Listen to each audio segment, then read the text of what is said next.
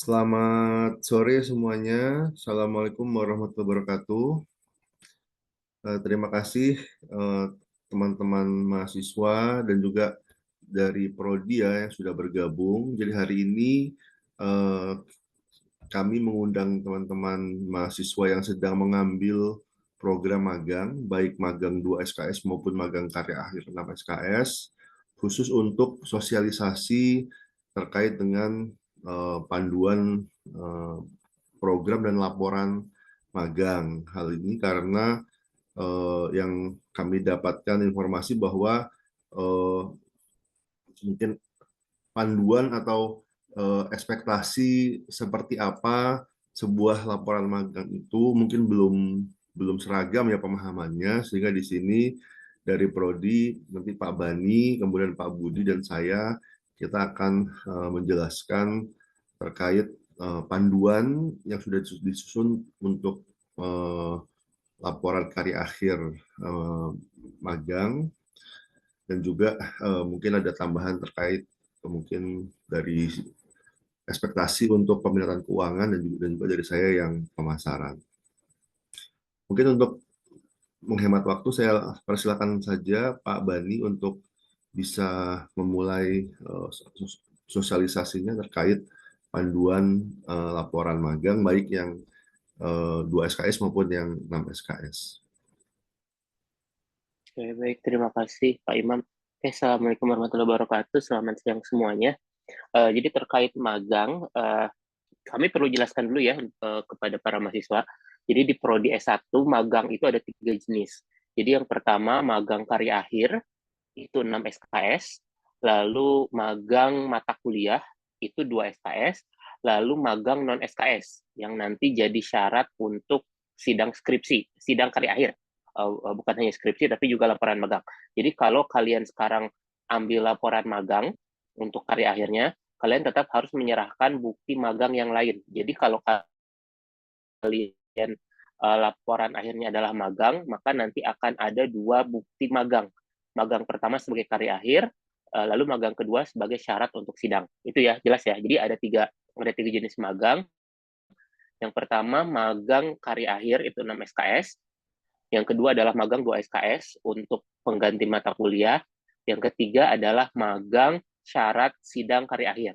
Magang untuk syarat sidang karya akhir ini wajib untuk semua mahasiswa. Jadi, mungkin ada pertanyaan, Pak, boleh nggak sekarang saya magang yang 2 SKS itu dijadikan sebagai nanti magang syarat karya akhir? Itu tidak boleh. Kenapa? Karena nanti durasinya berbeda.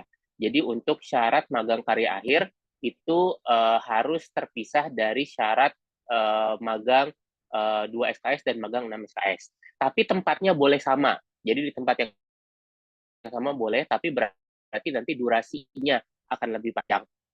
Jadi misalkan untuk magang 2 SKS itu kan sekitar 4 bulan, lalu nanti untuk magang syarat karya akhir juga biasanya kan sekitar 1 sampai 4 bulan. Berarti nanti durasinya aja yang nambah. Gitu. Jadi di tempatnya boleh di tempat yang sama, tapi tetap itu ada 2 jenis magang. Jadi magang karya akhir itu wajib untuk semua mahasiswa, lalu kemudian magang pengganti mata kuliah 2 SKS, lalu magang uh, karya akhir itu 6 SKS. Ya. Oke, nah sekarang kita bahas dulu magang yang 2 SKS. Jadi dalam magang 2 SKS itu nanti sebagai pengganti mata kuliah, setiap mahasiswa akan diberikan satu dosen pendamping. Dosen pendamping ini nanti yang juga akan sekaligus jadi dosen penguji di akhir periode magang. Gitu. Jadi untuk magang 2 SKS itu akan dapat satu dosen pendamping yang mendampingi, lalu kemudian dosen pendamping ini di akhir nanti akan jadi juga dosen penguji, jadi akan menguji laporan magangnya. Sementara untuk magang karya akhir akan dapat satu dosen pendamping gitu, atau dosen pembimbing, tapi nanti diuji oleh 3 dosen penguji di akhir periode magang. Jadi perlakuannya sama dengan skripsi. Jadi nanti ada satu dosen pembimbing, lalu kemudian nanti akan diuji oleh 3 dosen penguji. Sementara kalau magang 2 SKS, dapat satu dosen pendamping, dan nanti akan diuji oleh satu dosen juga. Jadi dosen pendampingnya sekaligus juga nanti jadi dosen penguji. Itu clear ya? Jadi nanti untuk yang magang, di akhir tetap ada ujian lisan. Nah, pertanyaan berikutnya, apa yang akan diujikan? Yang diujikan adalah laporan magangnya. Jadi baik magang 2 SKS dan magang 6 SKS itu harus membuat laporan magang. Sementara untuk magang yang syarat sidang karya akhir yang wajib bagi semua mahasiswa itu tidak perlu ada laporan magangnya, hanya perlu ada surat keterangan atau sertifikat. Jadi untuk magang yang 2 SKS dan magang yang 6 SKS itu harus ada laporan magangnya yang akan diuji nanti di akhir. Untuk yang 2 SKS dengan 1 orang penguji, untuk 6 SKS 3 orang penguji. Nah, mungkin pertanyaan berikutnya, laporan magangnya itu apa? Jadi harap diingat oleh teman-teman, laporan magang itu bukan diary, bukan log activities. Jadi laporan magang sebenarnya kurang lebih bentuknya mirip dengan penelitian. Jadi dalam laporan magang, kalian nanti memilih satu topik, satu isu apa yang kalian temukan di perusahaan tempat kalian magang, lalu kemudian kalian jelaskan itu sebagai topik yang akan kalian analisis. Nanti sistematikanya mirip dengan laporan ilmiah. Jadi akan ada 5 chapter, akan ada 5 bab. Bab pertama itu pendahuluan. Jadi topik apa yang kalian angkat, isu apa yang akan kalian angkat di perusahaan tersebut. Lalu kemudian bab 2-nya adalah teorinya, bab 3-nya adalah metodenya, bab 4-nya analisis, bab 5 kesimpulan dan saran. Jadi untuk laporan magang itu bukan diary ya, bukan aktivitas, jadi bukan penjelasan kalian magang ngerjain apa aja, bukan. Tapi laporan magang berisi penelitian yang kalian lakukan di perusahaan tersebut. Jadi kalian melihat nanti ada isu apa yang mau kalian angkat, lalu kemudian dari isu tersebut kalian teliti. Jadi bentuknya seperti yang biasa kalian lakukan ketika paper akhir di tiap mata kuliah. Misalkan tiap mata kuliah ada paper akhir ya. Nah, itu sebenarnya kurang lebih sama bentuknya. Gitu. Cuma nanti kalau di laporan magang dia lebih komprehensif.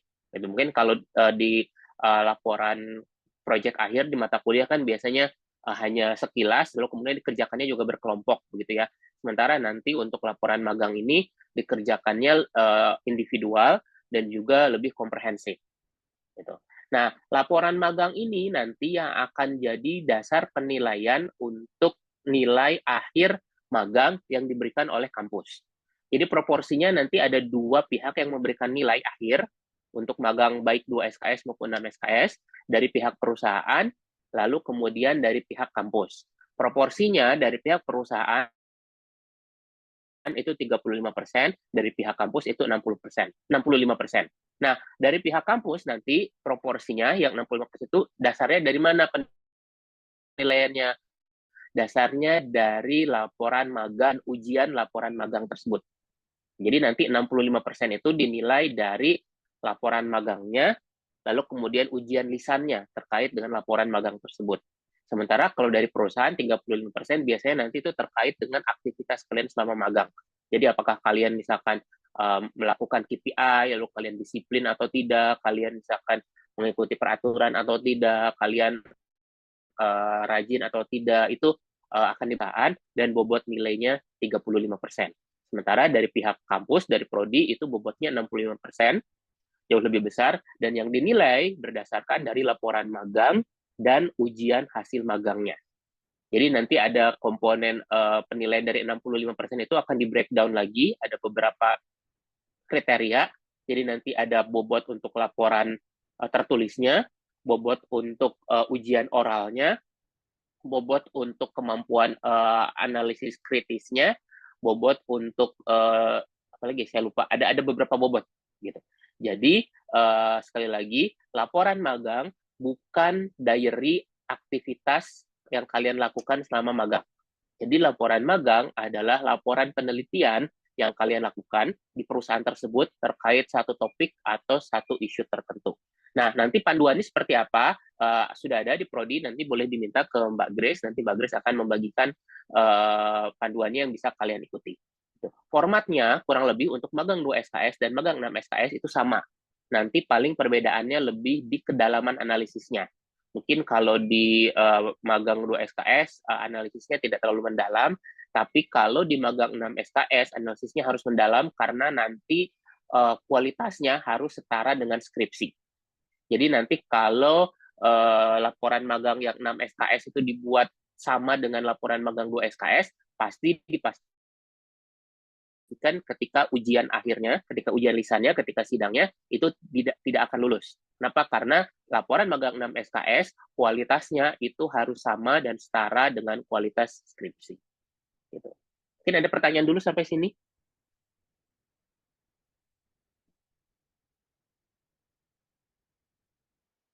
Silakan. Clear ya? Jadi, ada yang tanya. silakan. Mungkin kalau misalnya malu bertanya secara langsung bisa dituliskan di kolom chat ya, silakan. Permisi, apakah Silakan, suara Mbak Bani. saya terdengar jelas, Pak? Iya, terdengar, silakan. Baik, perkenalkan nama saya Ahmad Salman dari Manajemen 2021. Saya mengambil magang kayak akhir. Bapak, untuk tadi penilaian dari perusahaan, itu apakah ada format dari kampus atau harus dari perusahaan sendiri? Terima kasih. Oke, untuk formatnya biasanya nanti kami sediakan dari kampus untuk diisi oleh perusahaan. Akan tetapi kadangkala perusahaan punya formatnya sendiri. Jadi nanti kalau perusahaan punya formatnya sendiri, nggak apa-apa, boleh pakai yang dari perusahaan. Tapi nanti in the end tetap proporsinya hanya 35%.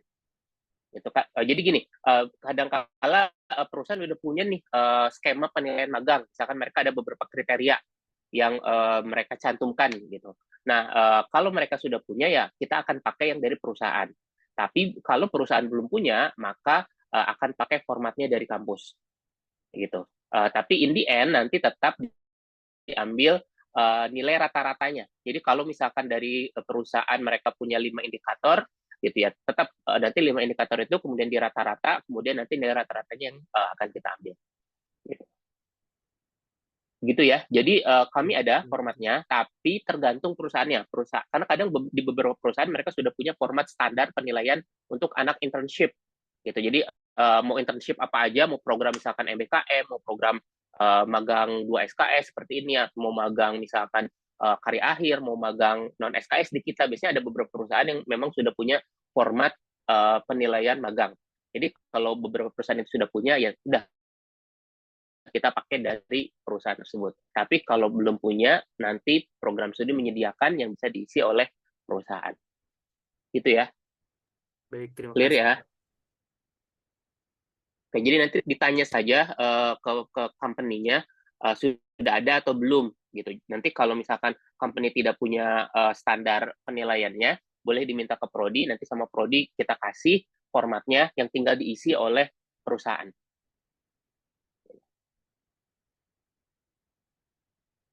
Oke, silakan kalau ada lagi. Maaf Pak, saya izin bertanya Pak. Silakan, Jiad. Untuk magangnya itu nggak harus WFO kan Pak? Kalau misalnya perusahaannya ingin kitanya WFH itu nggak apa-apa ya Pak? Ya, Atau harus untuk WFO? magangnya kalau FOWK itu tergantung nanti dengan kesepakatan dengan tempat magang gitu. Cuma pastikan saja kalau nanti misalkan Ziad magangnya itu FH, nanti kan Ziad tetap di akhir tetap membuat laporan magang ya. Yang laporan magang itu ingat, bukan diary ya, Ziad ya. Jadi laporan magang itu adalah penelitian yang kamu lakukan di perusahaan tempat kamu magang. Jadi misalkan kamu sekarang magang, boleh tahu nggak ngerjain apa sekarang magangnya Ziad? Job desk-nya. Di bagian ini sih Pak, analisis sosial media gitu. Oke, misalkan sekarang kamu jadi Sosial sosial media media manager. analis gitu. Lalu kemudian kamu ngelihat nih di company ini, misalkan, oh kenapa ya kok jumlah followernya itu peningkatannya kecil ya? Padahal misalkan sosial media campaign-nya cukup cukup cukup lumayan effortnya besar gitu, dana yang dikeluarkan besar, resources-nya besar. Nah itu bisa jadi topik nanti untuk kamu laporan magang. Jadi kamu melihat ada satu masalah, misalkan, oh di company ini dia untuk uh, sosial media besar, tapi kok sosial medianya kenapa ya? Nah itu boleh nanti jadi topik dalam laporan magang. Jadi nanti dipastikan saja apakah nanti kalau kamu FH, kamu tetap bisa akses misalkan data-data atau bisa mengobservasi atau mewawancara atau apapun nanti metodenya untuk kebutuhan laporan magang. Gitu Zia. Jadi nggak masalah. paling nanti untuk laporan magangnya pastikan kalaupun WFH kamu tetap punya kemampuan untuk bisa nge-reach misalkan data-data yang kamu butuhkan di perusahaan tersebut, atau bisa nge-reach orang-orang yang nanti kamu butuhkan untuk jadi narasumber misalkan. Gitu Zian. Baik Pak, terima kasih Pak. Oke, ada lagi?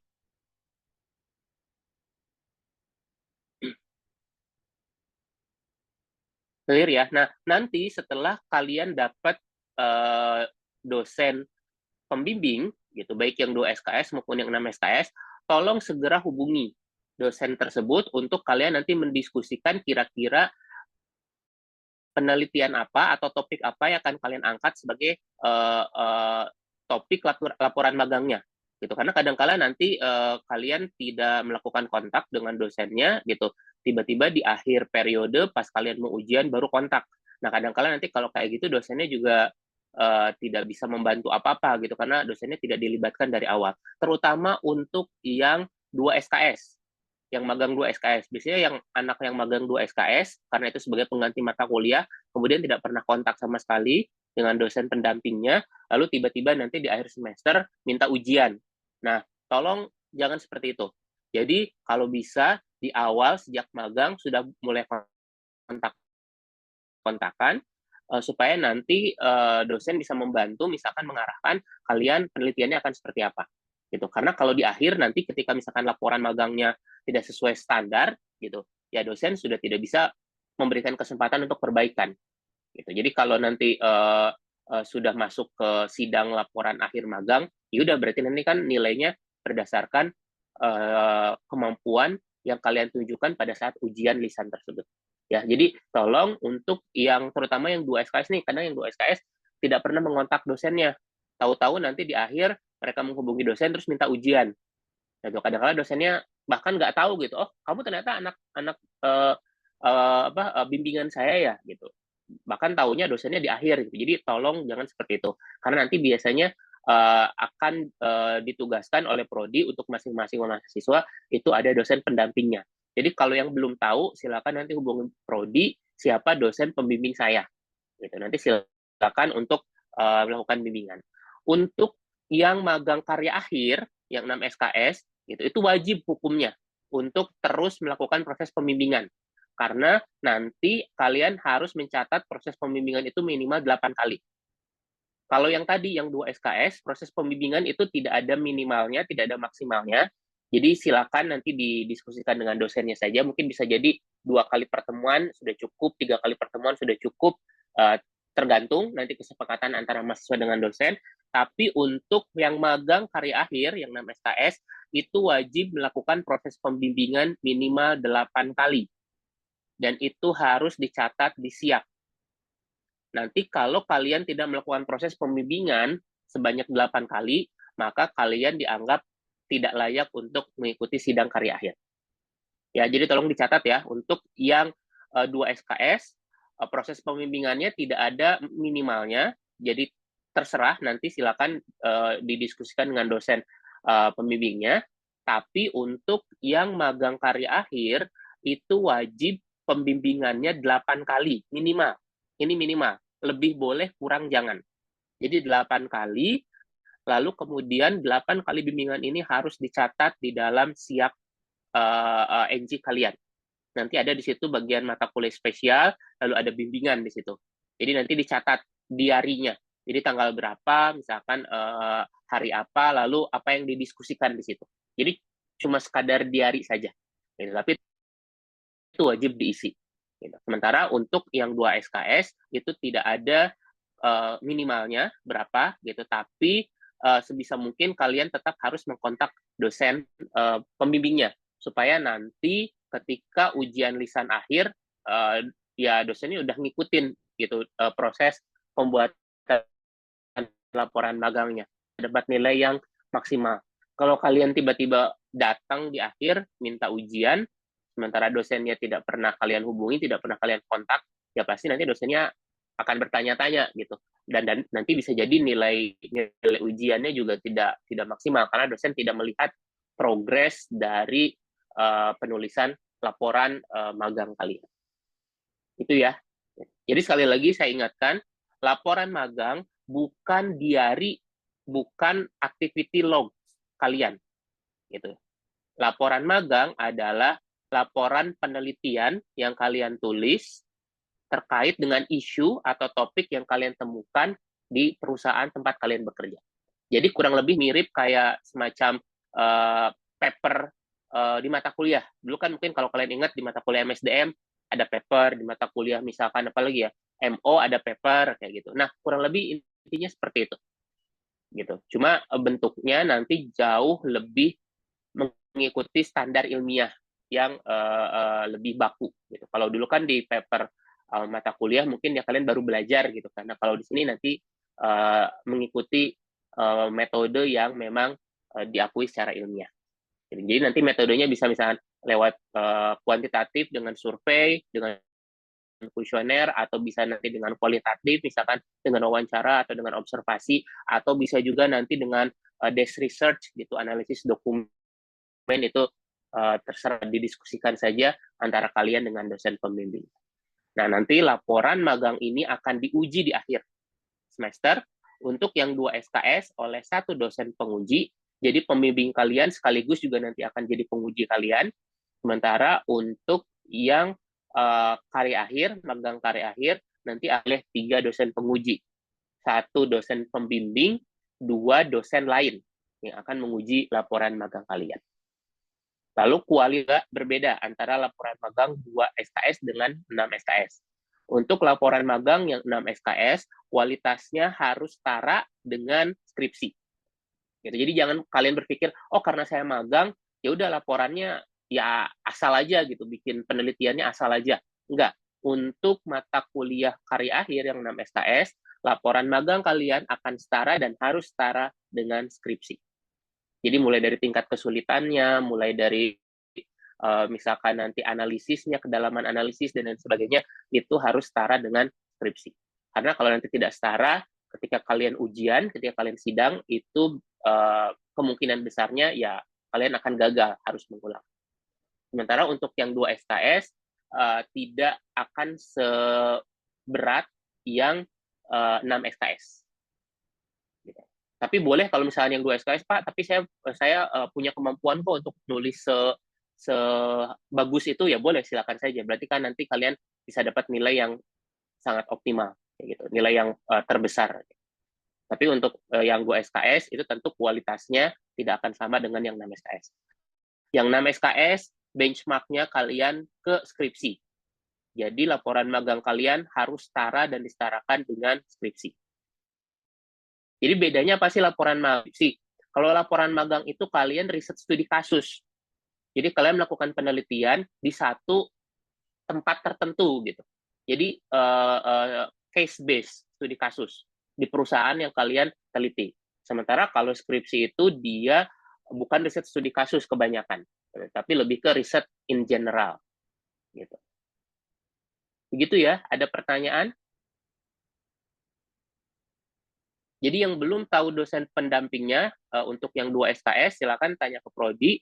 Untuk yang laporan akhir, harusnya sudah pada tahu semua ya, karena sudah di-assign dosen pembimbingnya untuk yang laporan magang karya akhir.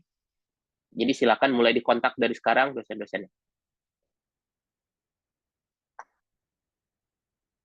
Untuk formatnya, sudah ada buku panduannya, itu nanti boleh diminta ada di Mbak Grace. Itu panduannya kurang lebih sama yang dipakai di semua prodi. Jadi di KKI, di Bisnis Islam, dan juga di Prodi Manajemen, itu panduannya sama.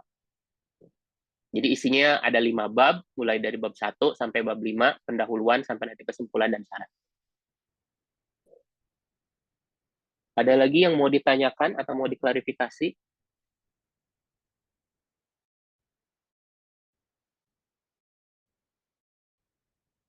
Oh ya, terus juga untuk yang magang karya akhir, tolong perhatikan juga timeline waktu ya, karena nanti kan ada, biasanya nanti Mbak Grace akan mengumumkan di SIAP, untuk kapan misalkan mengumpulkan draft laporan magang yang siap uji.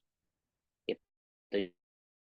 Jadi itu tolong diperhatikan perhatikan timeline-nya, jangan sampai karena kalian misalkan mau bekerja, keasikan bekerja, lalu kemudian kalian tidak memperhatikan timeline, tidak memperhatikan jadwal-jadwal yang harus kalian ikuti. Untuk yang 2 SKS pun sama, biasanya nanti untuk yang 2 SKS mengikuti jadwal perkuliahan. Jadi nanti ujian lisan untuk laporan magang 2 SKS itu akan dilaksanakan dalam minggu UAS. Gitu. Lalu kemudian nanti mohon juga disiapkan nilai dari perusahaan. Gitu. Jadi kalau nilai dari perusahaannya belum keluar, tolong nanti di approach supaya bisa segera mengeluarkan nilainya. Karena kan nanti komponen nilainya itu gabungan antara nilai dari perusahaan sama nilai dari kampus. Gitu untuk magang. Ada lagi yang mau diklarifikasi atau mau ditanyakan, silakan. Untuk teknisnya. Untuk yang 2 SKS sudah dapat dosennya semua. Ada yang belum? Sudah, Pak. Sudah ya. Untuk yang karya akhir, ada yang belum? Harusnya sudah, ya. Jadi silakan mulai dihubungi dosennya. Terutama untuk yang karya akhir, karena kalian harus minimal nanti bimbingan 8 kali. Karena untuk yang magang 2 tidak ada minimal berapa kalinya, tapi tetap harus kontak supaya nanti dosennya bisa ngejagain kalian gitu dalam menulis laporan akhir magang. Jadi ketika nanti ujian itu sekedar klarifikasi gitu dari laporan magang kalian. Karena kan kalau di magang 2 SKS dosen yang mendampingi sekaligus nanti akan jadi penguji. Gitu. Jadi nanti kalau misalkan kalian sudah kontak dari sekarang, laporan magangnya kalian laporkan secara berkala ke dosennya, berarti nanti di ujian akhir gitu di ujian lisannya ya hanya sekedar klarifikasi aja, gitu. Tidak akan diuji benar-benar detail. Gitu. Karena kan sudah progresnya sudah diketahui oleh si dosen tersebut. Gitu. Tapi kalau kalian tidak pernah melaporkan progres, ya bisa jadi nanti ketika ujian akhirnya ya dosennya akan mencecar gitu dan jadi nanti nilainya juga tidak optimal. Itu karena hanya didasarkan pada hasil kalian sidang lisan itu. Sementara untuk yang 6 SKS nanti kalian akan diuji oleh 3 orang penguji sama seperti skripsi gitu. Jadi nanti 1 orang dosen pembimbing dan 2 orang dosen penguji. Cuma bedanya nanti kalau di skripsi, nilai skripsi itu didasarkan 100% pada hasil sidang, sementara kalau yang magang karya akhir nilai hasil sidang itu cuma berkontribusi 65%. Jadi 35%-nya akan diperoleh dari nilai perusahaan. Jadi pemagangnya mengikuti aktivitasnya dengan baik dan benar, gitu karena perusahaan akan memberikan nilai yang lumayan besar 35%. Gitu. Jadi kalau kalian nanti laporan magang yang ngerasa, aduh saya nggak terlalu pinter nih dalam melaksanakan riset misalkan, walaupun risetnya studi kasus, ya kalian berarti nanti perbesar proporsi nilainya dari aktivitas magang di perusahaan. Gitu. Karena walaupun cuma 35%, tapi ya itu berkontribusi lumayan besar juga untuk perhitungan nanti nilai akhir kalian untuk magang karya akhir. Mungkin begitu kalau tidak ada pertanyaan. Pak Imam, silakan saya kembalikan. Terima kasih Pak Bani. Mungkin sebelum terima kasih. Mungkin kita berikutnya saya persilahkan Pak Budi Prasetyo ya untuk menyampaikan mungkin ada kriteria tambahan ya terkait dengan magang untuk anak keuangan karena saya yakin masing-masing peminatan mungkin punya preferensi atau ekspektasi yang mungkin sedikit-sedikit berbeda ya antara SDM, pemasaran keuangan, operasi. Jadi mungkin Pak Budi bisa menyampaikan mungkin ekspektasi yang diharapkan untuk teman-teman yang dari keuangan. Silakan Pak Budi. Baik, terima kasih Pak Imam. Oke, mungkin saya menambahkan tadi dari apa yang Pak Irfan sampaikan ya. Pada dasarnya sama. Apa namanya untuk keuangan itu seperti yang tadi Pak Irfan sampaikan. Cuman mungkin penekanan di kontennya ya atau substansi dari laporan magang.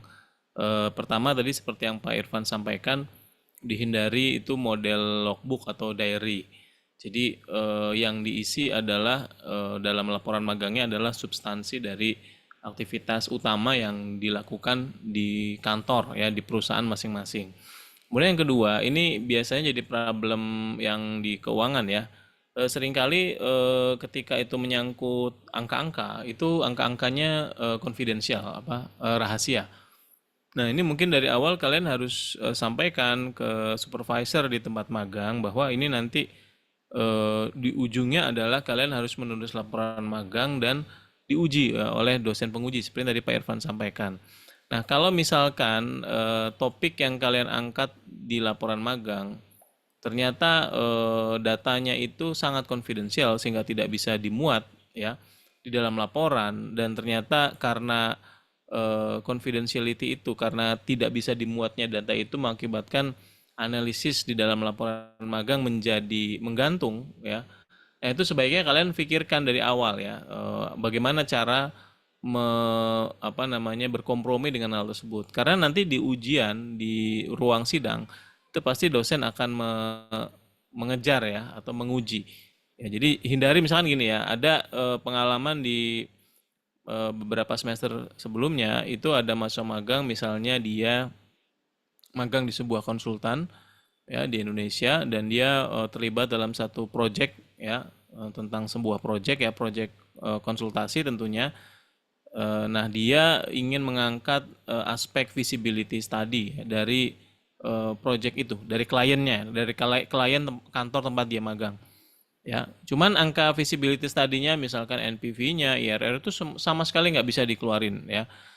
Jadi dia cuman bikin narasi cerita ya di bagian akhir, di bagian analisisnya itu ya, bahwa ini proyeknya menguntungkan gitu ya. Nah, itu kan nanggung ya, itu sangat tanggung. Jadi kalian dari awal tuh kalau memang datanya itu benar-benar nggak bisa di share sama sekali ya, atau nggak bisa dibuat model data dummy gitu ya, itu mungkin kalian perlu pikirkan jalan keluar di tengah atau di awal sekalian supaya eh, laporan magang kalian itu isinya bagus ya, seperti yang di Pak Irfan sampaikan ya, karena nanti kan comparisonnya kan ke skripsi gitu. Jadi kalian upayakan di awal jangan sampai hal tersebut terjadi. Itu yang pertama. Kemudian yang kedua, biasanya nih ya, yang magangnya di konsultan, karena konsultan itu kan nanti biasanya kalian dilibatkan di project. Di project itu ada klien dan kalian membantu tim ya, terlibat dalam tim untuk menyelesaikan atau melakukan problem solving yang dimiliki oleh si klien.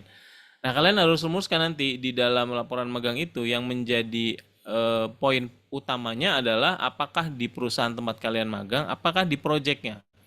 Ini penting ya untuk diperhatikan. Misalnya kayak yang tadi saya sampaikan ya, contoh di magang senior kalian di semester sebelumnya, dia magang di sebuah perusahaan konsultan, kliennya itu rumah sakit ya, ingin bekerja sama dengan rumah sakit asing. Nah, itu sedang dinilai visibility-nya. Nah, begitu diuji ya, ternyata informasi yang paling bagus ya, informasi yang paling menarik untuk disampaikan di dalam magang presentasi dia itu adalah di sisi kliennya ya. Maka kemudian harusnya laporan magangnya bisa difokuskan di situ ya. Jadi latar belakangnya misalnya kenapa rumah sakit ini, rumah sakit adalah sektor yang penting, kontribusinya bagaimana terhadap masyarakat dan sebagainya, itu yang bisa dijadikan ruang lingkup laporan magangnya. Jadi jangan salah ini ya, kalau yang magangnya di non konsultan karena langsung include ke operational business dari si perusahaan ya, mungkin akan lebih mudah tuh membuat laporan magang. Tapi bagi kalian yang di konsultan, karena biasanya aktivitas utama konsultan itu adalah menyelesaikan problem yang dimiliki oleh klien. Nah, itu kalian harus pintar-pintar untuk mengangkat topik mana yang akan diangkat di magang. Jadi seperti itu sih tambahannya ya, nggak ada tambahan yang sangat spesifik, tapi untuk keuangan ya, kalau memang butuh angka-angka untuk mendukung laporan magang kalian tuh sebaiknya kalian disampaikan ke perusahaannya sejak awal. Nanti kalau butuh misalnya semacam surat pernyataan kerahasiaan data, mungkin Prodi bisa support ya Pak Imam ya, kalau memang diperlukan gitu. Jadi bisa dipastikan nanti laporan magangnya itu tajam ya, apa namanya, substansinya itu kuat gitu, bukan sekedar narasi saja. Kalau memang arahnya itu arah yang finance ya, misalnya tadi yang saya contohkan membahas feasibility study atau apa namanya, ya beberapa hal yang terkait finance itu kan biasanya sangat kuantitatif. Itu saja mungkin ya yang saya bisa tambahkan. Mudah-mudahan sih karena gini, khawatirnya ada persepsi di para dosen ya, tidak adil gitu ya membandingkan antara skripsi dengan magang. Oleh karena itulah maka di pertemuan kali ini kita berupaya untuk meningkatkan quality dari laporan magang sehingga nanti bagi kalian yang magang itu tetap substansi atau kontennya itu kuat gitu ya, nggak kalah sama yang anak skripsi. Tadi Pak Irfan sudah ngasih guide ya, clue bahwa ini masuknya ranah riset studi kasus. Jadi kalian nanti coba-coba pelajari saja riset studi kasus, dan sejak awal di dalam proses bimbingan itu mohon dikonsultasikan dengan pembimbing tentang topik-topik yang bisa diangkat gitu. Karena kan mungkin kalian ada constraint tidak bisa memilih ya aktivitas apa yang ada di tempat magang. Misalkan bergantung dari penugasan. Ya, nanti kalian coba sampaikan tuh ke pembimbing, ini ruang lingkup penugasan saya gini. Bagian mana ya yang bisa dijadikan lingkup utama di laporan magang. Itu kan bisa sebenarnya ya. Karena seingat saya yang namanya aktivitas magang itu apalagi kalau konsultan ya, itu kan banyak sebenarnya. Banyak pilihan yang bisa diangkat. Yang penting adalah tadi substansinya itu benar-benar bisa mendukung quality dari laporan magang kalian. Itu saja Pak Imam dari saya. Baik, terima kasih Pak Budi. Mungkin dari teman-teman anak magang keuangan ada yang ingin ditanyakan untuk Pak Budi, silakan. Saya ingin bertanya, Pak. Ya, silakan. Ya, silakan. Baik Pak, terima kasih sebelumnya. Saya Salman, dan kebetulan Pak, saat ini saya magangnya di konsultan gitu Pak. Dan nah, untuk di aktivitas magang sebenarnya itu sempat ada diskusi, mungkin kita sedikit agak bingung gitu sama dosen pembimbing juga. Nah, apakah di aktivitas magang itu sebenarnya kan ini fokusnya ke riset studi kasus gitu ya Pak. Ya. Jadi apakah di aktivitas magang itu kita hanya fokus membahas aktivitas magang yang berkaitan dengan fokus analisis yang kita pilih gitu, atau boleh juga masukkan hal-hal lain sih Pak. Oke, Salman boleh bisa diceritakan kamu di SKA ya, SKA Consulting ya. Iya Pak. Di SKA Consulting itu kamu terlibat dalam project? Ada klien yang kamu ikut terlibat di dalamnya atau gimana?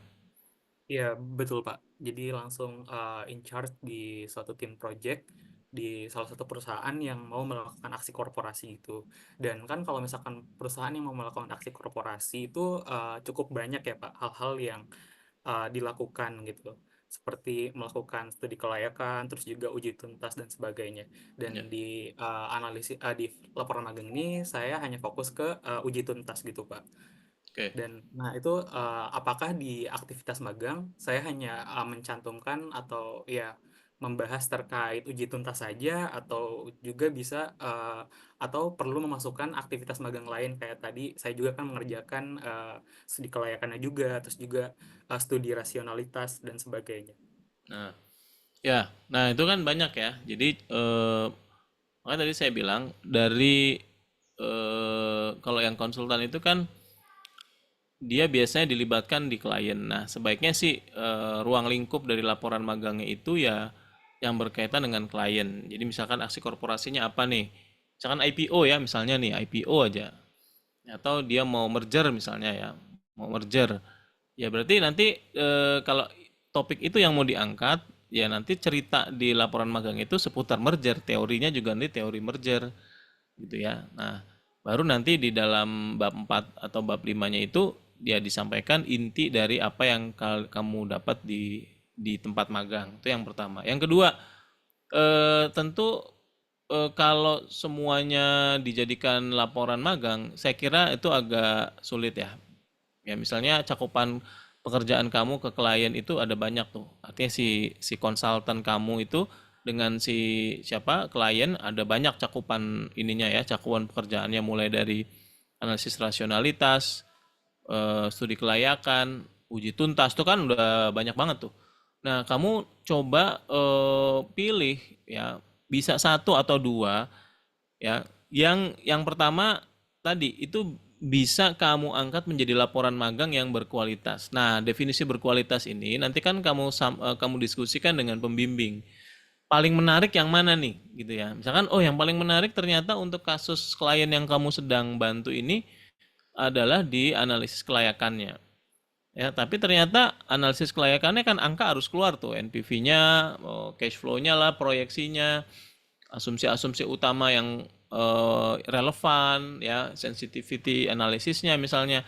Tapi ternyata karena ada gentleman agreement atau ada agreement antara konsultan dengan si klien itu datanya nggak bisa dibuka, ya, disampaikan ke orang lain, ini hanya untuk konsultan dan si klien aja ya nggak bisa kan? Ya pasti kamu punya constraint tuh di situ untuk memilih topik yang visibility. Nah bisa muter ke topik yang lain. Misalkan kalau uji tuntas itu menarik gitu ya, ya di situ bisa gitu atau analisis yang lain. Yang penting itu adalah layak ya untuk dibahas dalam sebuah laporan magang untuk karya akhir. Kalau untuk yang 2 SKS mungkin lebih mudah. Karena seperti Pak Irfan bilang muatannya bisa lebih ringan gitu ya. Tapi kan untuk karya akhir kan ini karya akhir Anda ya. Ini kan jadi semacam salah satu karya di ujung gitu ya. Ini saya lulus punya laporan magang nih. Jadi kamu coba ini aja nih, kamu coba pilih ya, kamu batasi nggak apa-apa, nggak semuanya nggak apa-apa ya. Yang penting analisis di laporan magang itu bisa benar-benar cukup bagus untuk dijadikan sebuah karya akhir dan diuji gitu ya. Ingat, kamu juga harus pertimbangkan nanti diujinya itu bagaimana. Jadi kamu harus pakai point of view dari dosen penguji itu. Mungkin nanti di diskusi dengan dosen pembimbing bisa membantu kamu untuk bisa merumuskan. Karena bisa aja gini, oh kayak gitu aja kok dibahas gitu ya. Misalnya nanti di ujian kan bisa aja ada risiko seperti itu. Nah itu harus kamu mitigasi dari awal. Ya supaya apa? Supaya tadi ya apa yang kamu sampaikan itu benar-benar bisa oke. Kalau dosen magangnya, ya kalau dosen pengujinya nanti tidak terlalu tertarik kan ya dia apa adanya aja ya dari baca laporan. Tapi kalau dosen pengujinya itu punya curiosity yang tinggi, mungkin nanti kamu bisa di guide kalau misalnya kamu salah, ya kamu keliru dalam menulis laporan, tapi kan dari hasil presentasi dan tanya jawab itu ternyata keluar semua experience kamu di tempat magang, nah itu bisa di guide oleh si dosen pengujinya. Tapi itu kan tergantung di ujung ya, maka di awalnya kamu harus mitigasi tuh untuk menentukan mana yang mau diambil ya topiknya. Gitu Salman ya. Mudah-mudahan menjawab ya. Baik Pak, sudah menjawab. Terima kasih Pak. Bayang ya, ya. Oke, terima kasih Pak Budi. Nah, ada lagi yang mau bertanya untuk Pak Budi? Kalau nggak ada mungkin terima kasih Pak Budi, Pak Bani. Itu saya mungkin saya sampaikan sedikit tambahan dari saya dan sekaligus saya tutup ya. Jadi kalau dari pemasaran kurang lebih sama dengan apa yang telah disampaikan oleh Pak Budi dan Pak Irfan. Jadi dari sisi esensinya nggak ada perbedaan. Tapi mungkin sedikit mengulangi lagi, memperkuat lagi bahwa magang ini sebetulnya di ekspektasi untuk magang karya akhir ya itu sebenarnya sama dengan skripsi. Di penelitian juga gitu. Tapi penelitian yang berbasis magang. Jadi fokusnya biasanya lebih data driven gitu ya.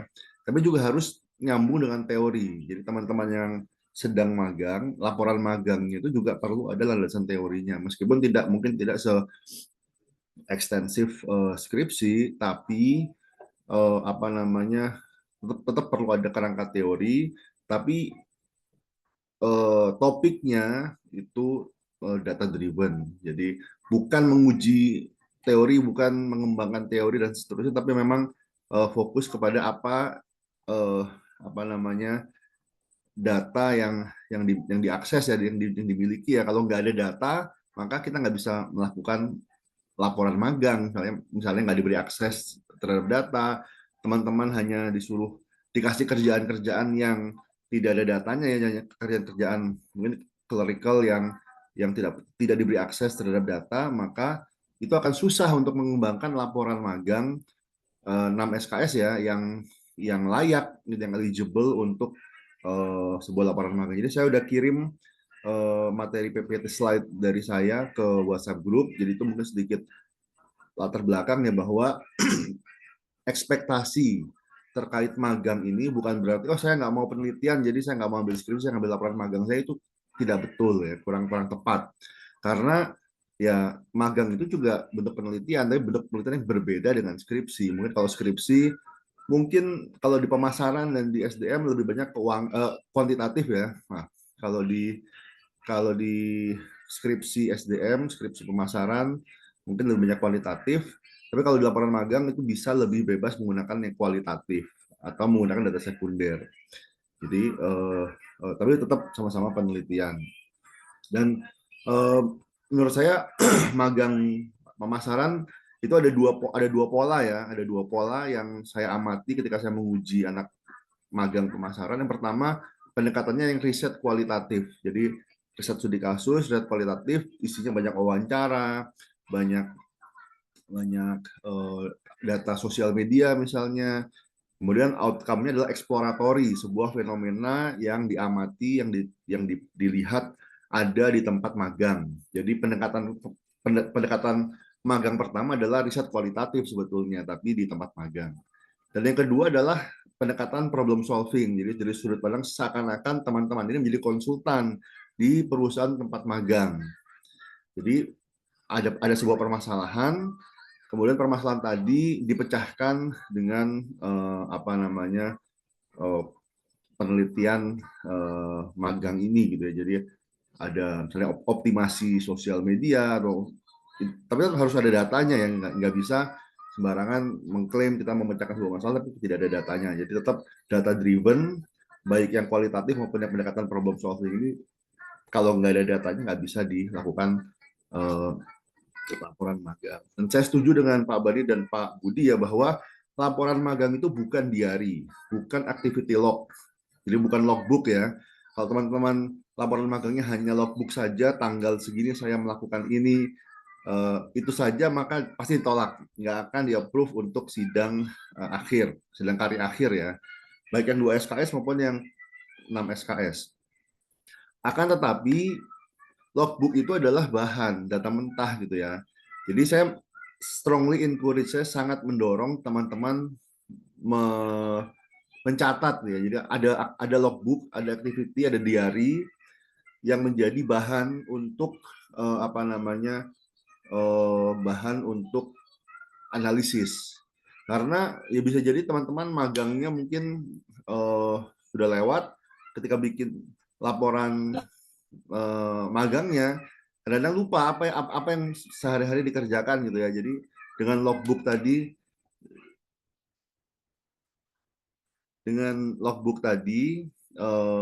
nggak teman-teman punya gambaran, punya catatan ya, ngapain aja sih gitu ya, sehingga mungkin bisa jadi membantu. Tapi bukan berarti laporan magang itu tinggal copy paste dari logbook atau dirubah formatnya jadi bentuk narasi dari logbook menjadi laporan magang. Itu tidak betul. Kalau seperti itu pasti akan nggak lulus ya, mungkin harus mengulang bikin laporan magang, bukan mengulang magangnya, mengulang bikin laporan magangnya.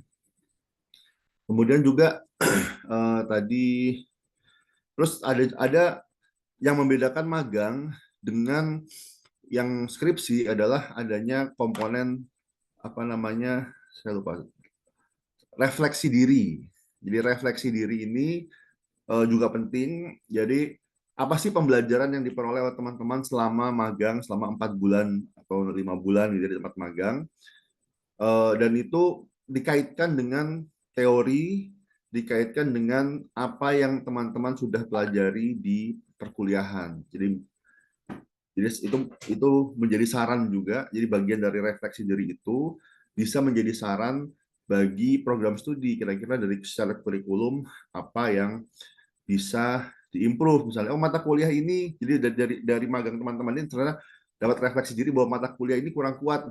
Misalnya teman-teman pernah ngambil mata kuliah pemasaran digital, kemudian ketika magang ternyata materi atau konten dari pemasaran digital tadi kurang relevan atau kurang up to date. Nah, itu bisa menjadi masukan, jadi bagian dari refleksi diri, jadi masukan bagi prodi gitu. Jadi sehingga prodi bisa mendapatkan insight dari teman-teman ya, dari secara kurikulum dihadapkan dengan dunia nyata ketika sedang magang, apakah ada yang perlu diimprove. Nah, itu juga menjadi feedback bagi prodi.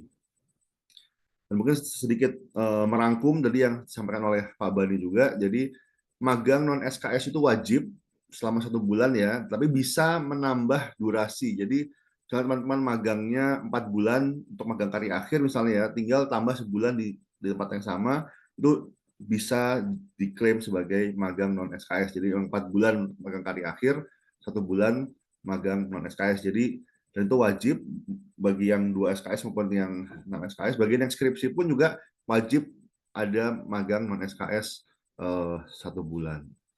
Dan format penilaian dapat disesuaikan dengan format perusahaan. Jadi kita sudah ada format penilaiannya di form yang ada di kolom chat dan sudah dikirim ke WhatsApp grup juga.